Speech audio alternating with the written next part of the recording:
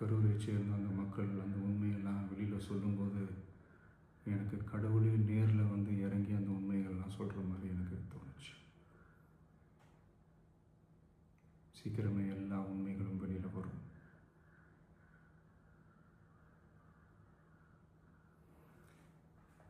எங்களுக்கு தரப்பட்ட இடத்துல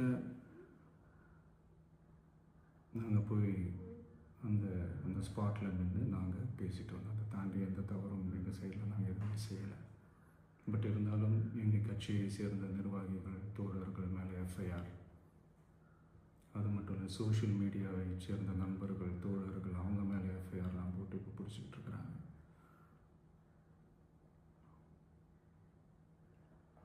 சிஎம் சார், உங்களுக்கு ஏதாவது இந்த பழி வாங்கணும் அப்படின்ற எண்ணம் ஏதாவது இருந்துச்சுன்னா என்ன வேணாலும் பண்ணுங்க. அவங்க மேலே கை வைக்காதீங்க. நான் ஒன்று வீட்டில் இருப்பேன், இல்லை நான் ஆஃபீஸில் இருப்பேன். என்ன வேணாலும் செய்யுங்க. நண்பர்களே, தோழர்களே, நம்மளுடைய அரசியல் பயணம் இன்னும் ஸ்ட்ராங்காக, இன்னும் தைரியத்தோட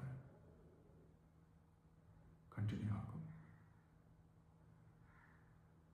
தேங்க்யூ. கரூரை சேர்ந்த மக்கள் உண்மையை எல்லாம் வெளியில் சொல்லும்போதுதான் புரிந்தது.